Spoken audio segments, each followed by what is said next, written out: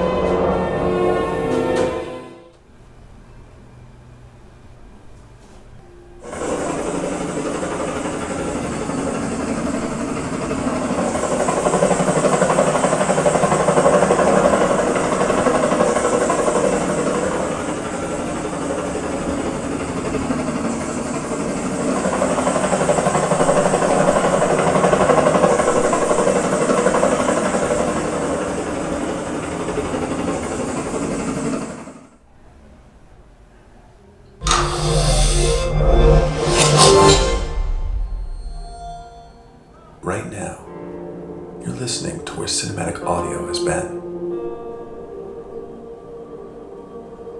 Because we are so used to hearing sound this way, we don't notice that it is merely a fraction of what its potential could be. But what if sound could be extraordinary? Again. Interrupted burn.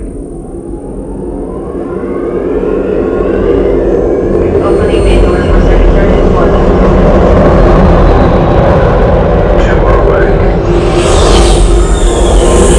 What if sound could be captivating? Subtle. So what'd you guys think?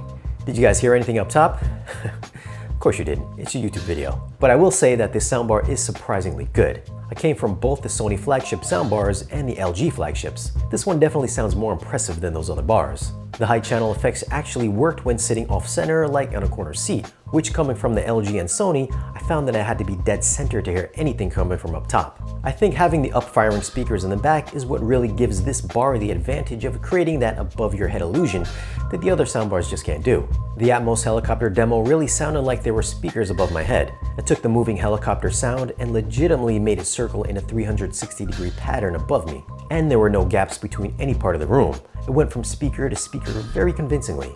I was really surprised by this because the Sony and the LG with rear speakers sounded nothing like this. I'm not sure if you can tell by the video, but unlike the other soundbars, when there's a lot of stuff going on in the other channels and things are getting loud, the center channel stays at a constant level. The other soundbars I've had in here always got drowned out by the other speakers. The Samsung just sounded normal. So kudos to Samsung for keeping it clear. Now, as far as the DTS X channel callouts, that demo really does demand you have actual real separate speakers. When it called out the side and high channels, there was no part of that where it threw sound above my head. It just sounded like it was loud in those specific speakers, so it kind of failed that test. As for the subwoofer, this is no different than the other soundbar subs that I've heard. There's tons of low energy, booming, bloated bass, which may sound fine for the average person shopping for a simple sound solution, but for me, I heard a big gap in the upper mid-bass region. There's tons of room-rattling shake, but there's almost nothing for that mid-chest pounding slam. Things like gunshots lacked real impact, but explosions could rumble the floor. Now, I can deal with having bloated bass because it can liven up a movie soundtrack and make it more fun, but the fact that there is a disconnect in bass can take you out of a scene. If you're not used to really good sounding bass, then honestly, you might not notice a thing. I should also mention that you should be cautious of where you set your subwoofer level, because this little thing is easy to bottom out. So be careful, because you could blow this thing pretty easily. Also be sure to set your other channel levels correctly as well. You might be tempted to just max out the surround channels, so if you have them turned up too high, then you'll end up losing the height channel effect, and you could end up with just making that particular speaker draw more attention to itself. So find yourself a calibration disc or something else, and set those channel levels the correct way. Okay, before I wrap up the video, I want to mention a couple more features I didn't talk about yet. This does have Amazon Alexa support. I couldn't test it out because I don't use Amazon Alexa. It also has Bluetooth, so if you want to play music from your phone or tablet, you can do that as well. You can also connect compatible Samsung TVs wirelessly instead of using cables. I couldn't test out that feature because I don't have any Samsung TVs. And one important feature that's missing is Dolby Surround and DTS X neural upmixing. If you're watching something not mixed in either Atmos or DTS X and you want to have the high channels active, you'll have to select the surround mode. I'm guessing this is Samsung's own special way of upmixing, but as far as I can tell, there's no option of applying Neural X or Dolby Surround. Another issue I had was the subwoofer and the rear speakers cutting in and out constantly while streaming movies.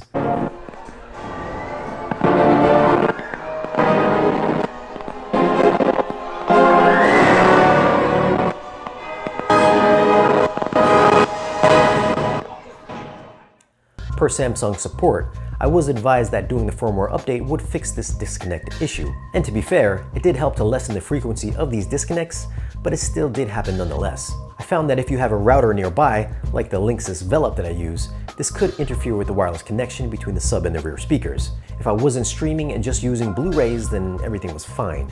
So just keep that in mind. Okay, with that said, this is the best sounding immersive soundbar that I've heard. It's got a very convincing height channel effect, and center channel intelligibility remained constant at all times. Bass isn't as articulate as I would have liked, but I think it's passable for most folks. It's got a very good upfront soundstage with a nice level of channel separation up front. It's not as three-dimensional as having separate speakers, but I was able to hear things move from left, center to the right side of the room without it just sounding like it was coming right in front of me. The rear speakers did an excellent job of throwing sound behind my head, although the side-firing speakers could be hit and miss. Now, of course, my situation and how the Q90 sounded to me could be very different than what it would sound like for you. You've got to take into consideration a room layout and a room size and speaker placement. If you've got really high or vaulted ceilings, then some of those height effects might not work out for you. But having tested many soundbars in the same room with the same demo material, I can honestly say that the Samsung Q90R has been the best sounding soundbar that I've heard yet. Now, if you guys want to pick up this Samsung soundbar, then do us a favor and contact the folks over at Value Electronics. If you're in the area, they can give you a demo before you pick it up. Tell them we sent you and they'll take extra good care of you. Now, what are your thoughts on the Q90? Have you heard it? And how do you think it stacks up against the other competition? Well, alright guys, if you found this video useful, then be sure you hit that like button. Follow us on social media, and if you want to support the channel and get exclusive content and giveaways, then stop by our Patreon page. Be sure to subscribe if you haven't already. We'll see you guys in the next video.